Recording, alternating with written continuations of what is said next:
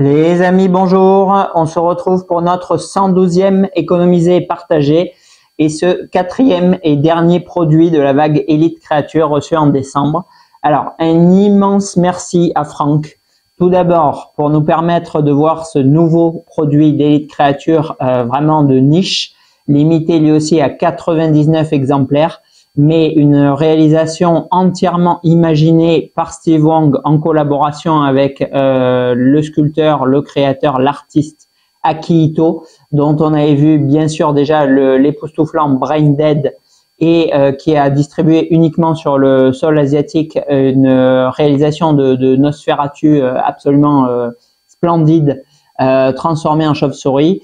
Secondo, merci beaucoup à Franck pour sa fidélité au travers des produits Elite Créature, parce que ça fait plusieurs vidéos Elite Créature qu'on fait grâce à lui, et il reste du coup fan de la marque et ça me fait extrêmement plaisir. Et troisièmement, là pour le coup, un très très grand merci aussi pour son côté relax. Alors je m'explique un peu. Bon, j'ai bien conscience encore une fois de la valeur des produits que je vous présente et que les gens achètent, des produits pour la plupart allant de 1000 à 3000 euros.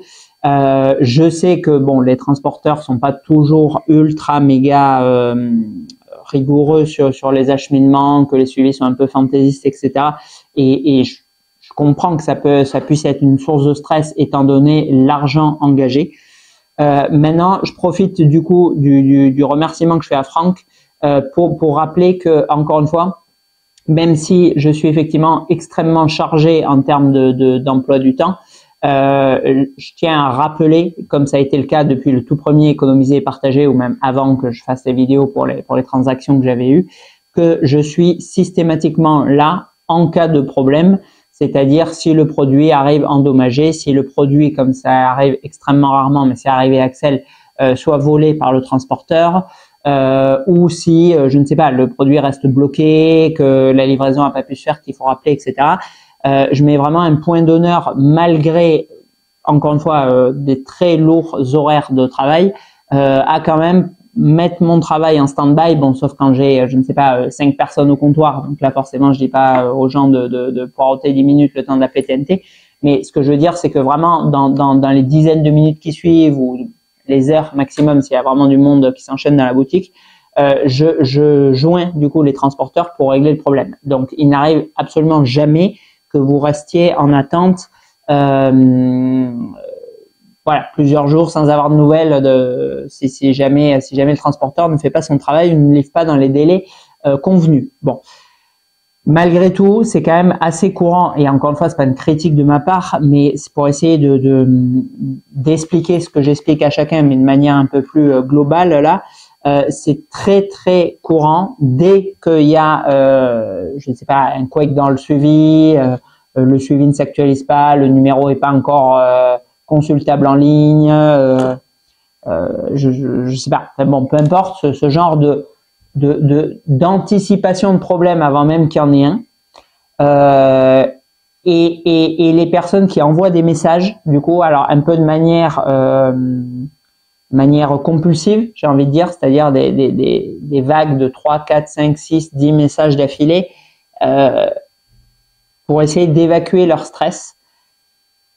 Voilà, je sais pas trop comment dire ça en fait parce que encore une fois, je veux pas critiquer parce que je comprends bien que voilà que vous injectiez 2000, 3000 euros et que ça puisse être stressant. Mais ce que j'essaie d'expliquer, c'est que si c'est trop compliqué de courir entre guillemets un risque, parce que bien évidemment quand on achète quelque chose par correspondance, évidemment il y a un risque que la personne vous entube, alors pas avec moi, mais bon quand vous achetez ailleurs c'est un risque. Il y a un risque que la statuaire est cassée, il y a un risque que le transporteur vole le colis, bien sûr, il n'y a pas de risque zéro quoi. Et c'est sûr que c'est quand même assez complexe, encore plus quand je suis en période de très lourd travail, comme ça a été le cas là à Noël, de voir du coup s'afficher sur mon écran, Bidule vous a envoyé un message, 2 messages, 3 messages, 5 messages, 10 messages. Voilà, pour très souvent, au final, rien du tout. 95% du temps, rien du tout. Donc, encore une fois, c'est pas une critique, mais voilà, ce que j'aimerais dire, c'est que si jamais vraiment c'est trop stressant, peut-être dans ce cas-là, alors ne faites que du main propre. Et si, à l'inverse, vous arrivez à gérer de stress, c'est peut-être bien que chacun essaie de prendre un peu sur soi pour pas tout décharger. Alors, sur le vendeur, j'ai envie de dire, mais encore une fois, moi, c'est anecdotique parce que bon, des statues, vous voyez, on en fait vraiment au compte-gouttes, quoi. Alors, j'imagine les boutiques, par contre, qui vendent, je ne sais pas, des dizaines de statues, enfin, par jour, peut-être pas, mais par semaine. Voilà, ça doit être très très très compliqué à gérer pour eux de recevoir voilà des centaines de messages du coup si on fait la multiplication pour savoir où ça en est alors qu'en fait il suffit juste de salut, j'ai posté la statue, elle devra arriver d'ici 2-3 jours. Ok, no problemo, tac, et puis je sais pas si 4-5 jours après vous n'avez pas été livré, bon dans ce cas-là, coucou, excuse-moi, est-ce que machin. Mais là, c'est des messages des fois quand le truc est parti, quoi. Une heure après que le truc soit parti ou à la fin de la journée de quand il est parti, ouais, ça me stresse, le suivi est par ligne. Enfin, il y a un moment, bon, je sais qu'on est dans une ère où, voilà, par exemple, ma femme me disait hier, elle a commandé à 10h30 du mat, on a été livré le soir à 20h30 par Amazon. Bon, que je déteste entre parenthèses, ou moi je commande jamais, mais voilà. Alors, je sais que tout ça nous donne de mauvaises habitudes. Mais malgré tout, bon, c'est vrai que un peu de patience, ça, je pense que ça crée quand même une très bonne atmosphère dans les échanges auprès de tout le monde et c'est vraiment appréciable. Voilà. Et tout ça, encore une fois, bon, pas pour se gémir pendant la vidéo, pour remercier Franck qui a commandé cette statue, je ne me souviens même plus, début décembre, je crois. Et là, on est début janvier. Je filme aujourd'hui la statue parce qu'elle est, bon, ça s'est fait avec l'emploi du temps, elle est arrivée après les autres. Et il ne m'a pas envoyé un seul message. Et ça, c'est juste absolument fabuleux. Donc, merci beaucoup à Franck. C'est vraiment un confort de vente pour moi, de présentation, d'emploi du temps qui est juste génialissime et qui est vraiment, voilà, que je ne peux que vraiment remercier infiniment parce que c'est extrêmement agréable de pouvoir travailler, même si c'est pas mon travail, voilà, de la sorte, c'est vraiment génial. Et à l'inverse, bon, ils se reconnaîtront, on va pas les reciter, certains à qui je ne vends plus parce que c'est trop chiant. Voilà, chiant. Je vais pas dire ingérable, machin, parce que voilà, bien évidemment que même si ça se rajoute sur la montagne, bon, avec les très nombreux stress auxquels je suis déjà obligé d'endurer avec mes 2 autres travails. Bon, c'est pas 5 messages qui vont me pousser au suicide, c'est certain, mais ça se rajoute encore et franchement c'est pénible. Et quand c'est répétitif, bon voilà, il y a beaucoup des collectionneurs à qui j'ai dit que je ne vendais plus. Bref, voilà, donc tout ça, merci beaucoup vraiment du coup à Franck pour ces 3 raisons et nous permettre de découvrir aujourd'hui Red Marena de Elite Creature en collaboration avec Akihito, 99 exemplaires monde une nouvelle fois pour cette réalisation. Alors, nous sommes ici sur une des statues les plus artistiques qui m'ait été donné de voir et honnêtement l'une des plus fragiles aussi qui m'ait été donné de monter. On est du coup sur une œuvre complètement imaginée du coup par l'artiste Akihito, représentant, je saurais même pas trop vous dire. Alors Red Marena, je ne sais pas la marraine rouge, j'en sais rien. Je sais pas quelle est la traduction littérale et tout. Moi, une réalisation qui me fait énormément penser au travail d'Amano sur Final Fantasy et notamment à l'invocation Anima pour ceux qui connaissent. Une espèce de créature un peu spectrale. On est un petit peu aussi au niveau du visage dans la mouvance de ce que propose Sideshow avec les Court of the Dead. Et on a voilà quelque chose d'assez vraiment aérien, un peu qui flotte comme ça. Avec du coup une espèce de boule imitant de la pâte de verre en light-up du coup sur la partie centrale de la pièce et c'est honnêtement absolument sublime en termes d'exécution et le côté esthétique, ésotérique que déclenche cette pièce est vraiment de très haut niveau. Alors, on va retrouver du coup un socle, là encore une fois, ambiance un peu art déco, avec une imitation de marbre sur la partie supérieure et inférieure du socle circulaire. Un pourtour, lui, peut-être effet aussi marbré, mais beaucoup plus rose dans les tonalités. Et du coup, une sorte de sculpture représentant, alors j'ai un peu du mal à déterminer si c'est le ciel ou à l'inverse une espèce de voie lactée, avec un effet type bronze, vraiment du plus beau niveau sur ce socle. Déjà un socle qui est en lui-même très très artistique, très poussé. Il va du coup y accueillir cette espèce de sphère en imitation un peu pâte de verre, sphère un peu aussi peut-être, je sais pas, qui va reprendre, symboliser une étoile ou le soleil, qui va tourbillonner un peu sur elle-même avec ce côté un peu vortex que ça va diffuser. Franchement, rien que le socle en lui-même, on a vraiment de la réalisation qui est vraiment très très chiadée et qui est très artistique, très agréable à regarder à l'œil nu.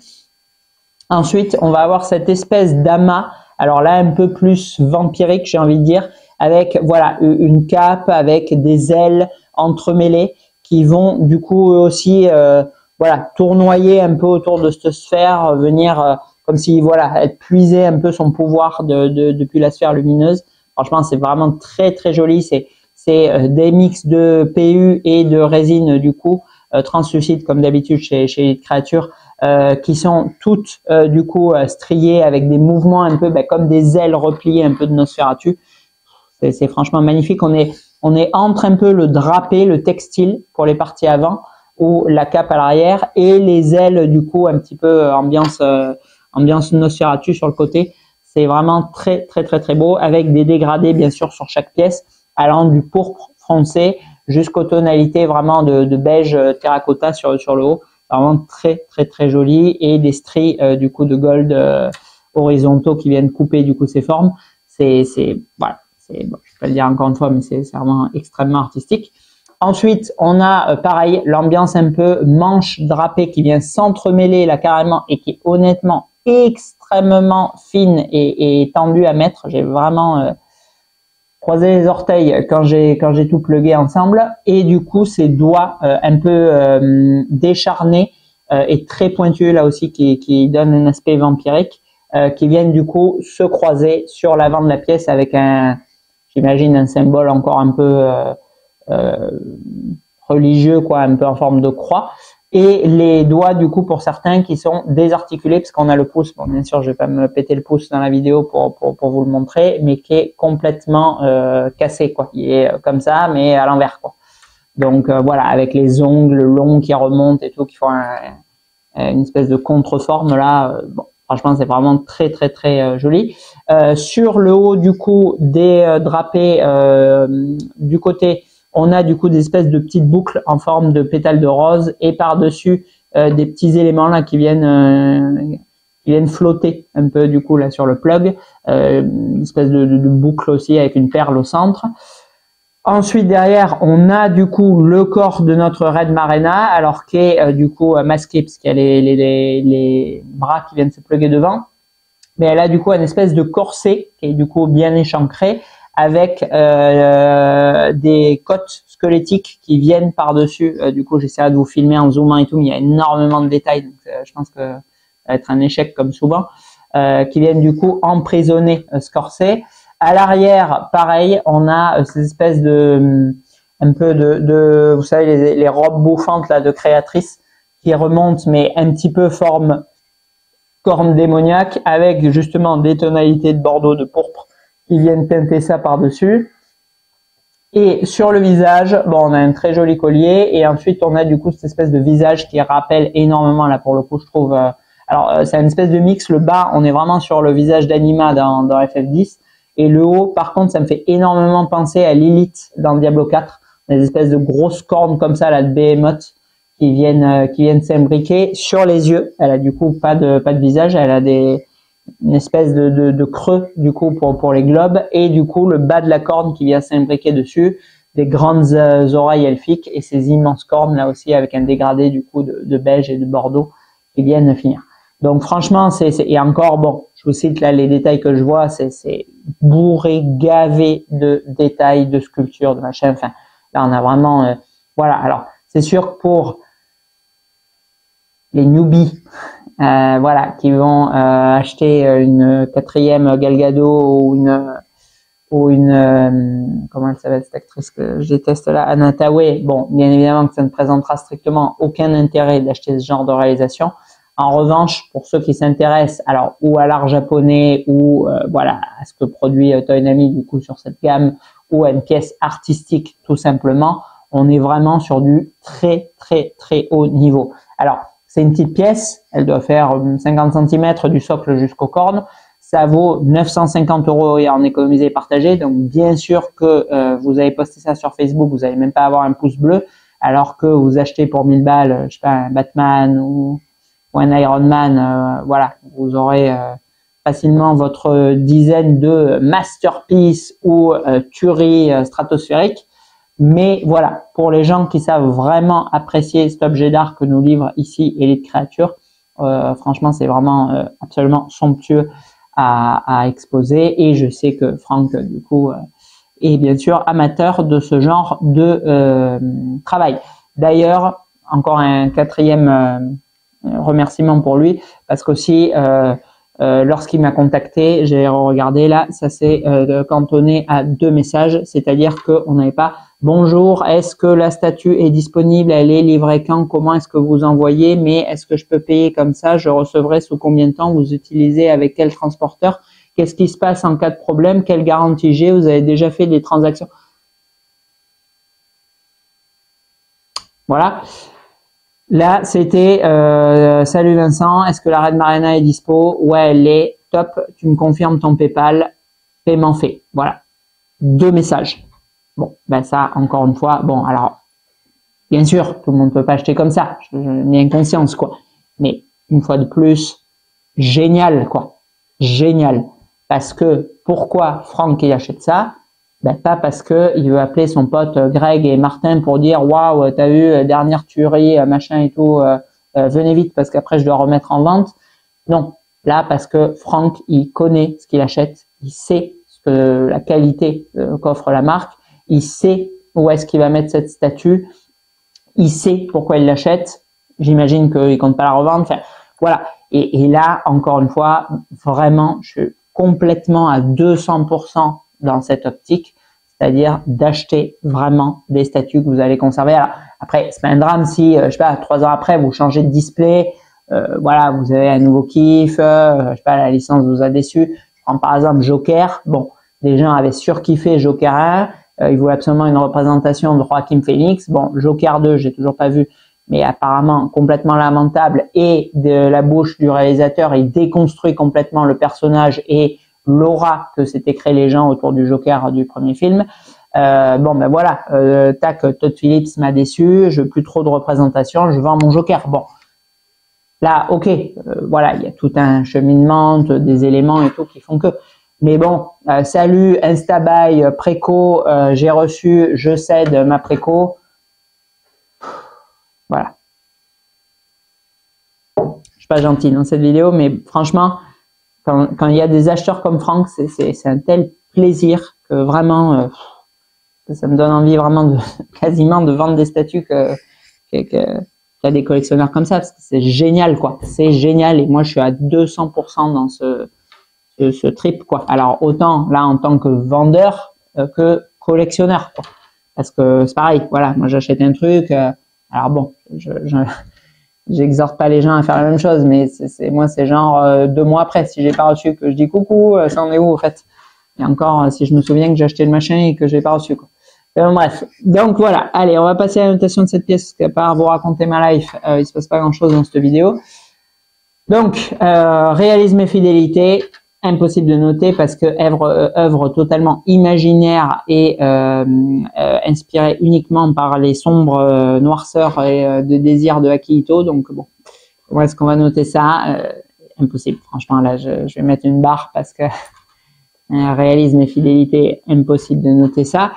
Rendu global. Alors, rendu global, là, c'est vraiment 2 écoles. 2 écoles de notes parce que c'est sûr que vous mettez ça pour quelqu'un qui est complètement, et ça je vous parie, j'allais dire ma chemise, mais j'en ai pas beaucoup des chemises, donc je vous parie mon pull Xbox de chez Action. Non, c'est pas Action, c'est comment il s'appelle?